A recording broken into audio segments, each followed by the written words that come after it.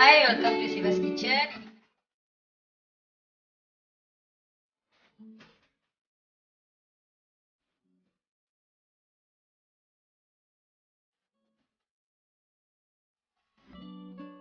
Hi, இப்போ நான் கோதுமை மாவு அப்பம் செய்ய போகிறேன். இது எங்கள் அம்மா நீலா அவங்களோட ரெசிபி. இப்போ நான் எப்படி செய்கிறேன்னு பார்க்கலாம் வாங்க. ஃபர்ஸ்ட் நல்லெண்ணெய் கொஞ்சமாக ஊற்றுறேன். கடுகு,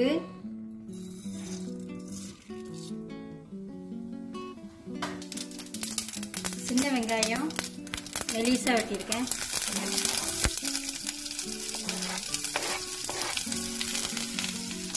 ரெண்டு பச்சை மிளகா,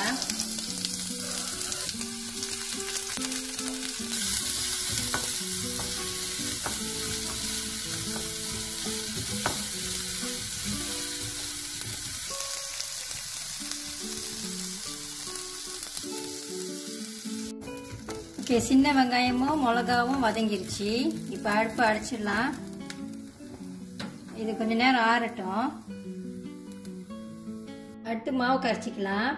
இங்கே நான் 2 கப் கோதுமை மாவு எடுத்து வச்சுருக்கேன். சலிச்சிட்டேன். இந்த மாதிரி கப்பில் 2 கப் எடுத்து வச்சுருக்கேன். இப்போ தண்ணி ஊற்றி நல்லா கொஞ்சம் கரைச்சிக்கலாம். நான் இந்த கப்லேயே 1 கப் தண்ணி ஊற்றுறேன். போதுமான அப்புறம் பார்க்கலாம்.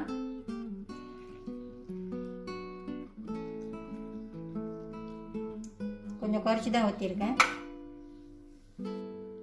நல்லா மிக்ஸ் பண்ணலாம். தண்ணி பத்தலன்னு ஊற்றுறேன்.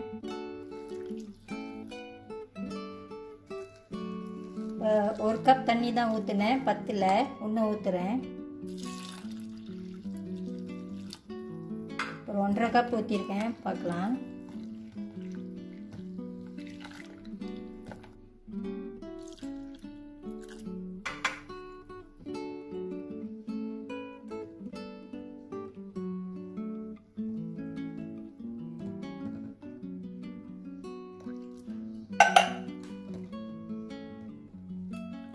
ஓகே, 2 கப்பு தண்ணி நான் ஊற்றிருக்கேன். 2 கப் மாவுக்கு 2 கப் தண்ணி சரியாக இருக்குது. இது நல்லா கட்டி இல்லாமல் நல்லா கரைச்சிக்குங்க. கையில் கூட கரைச்சிக்கலாம். நான் சமயத்தில் கையில் தான் கரைப்பேன்.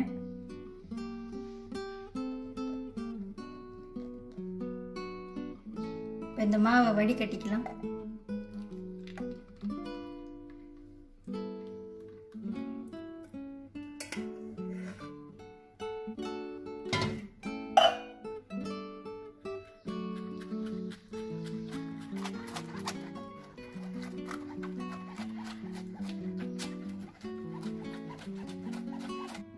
மாவு வடிகட்டியாச்சு.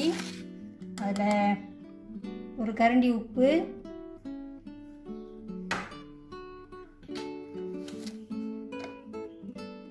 ஒரு கரண்டி சீனி,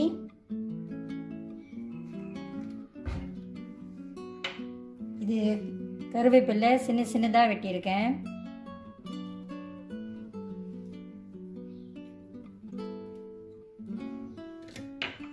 இது மல்லி இலை,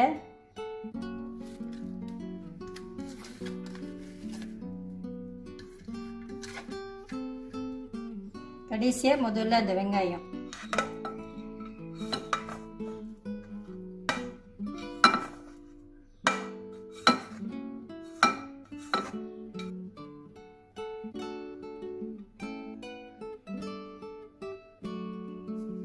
இப்போ எல்லாத்தையும் மிக்ஸ் பண்ணிடலாம்.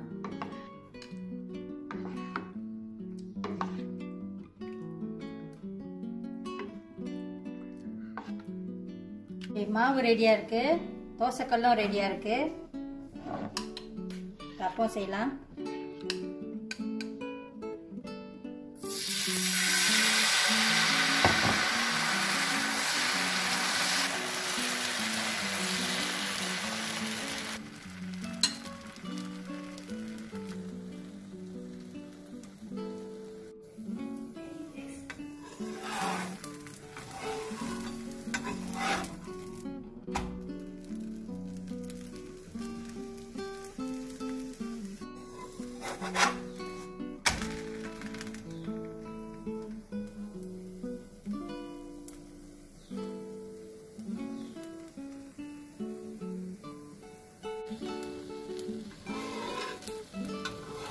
இப்போ வந்துருச்சு.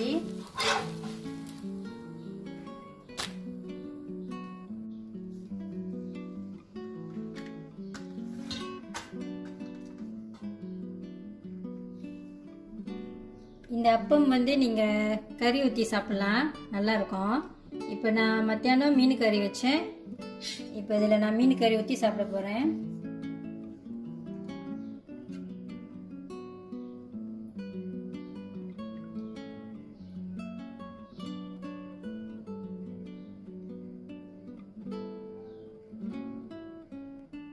ஓகே பாருங்க, இப்போ ரொம்ப ருசியான சேவரி அப்பம் ஒன்று செஞ்சுருக்கேன் நான்.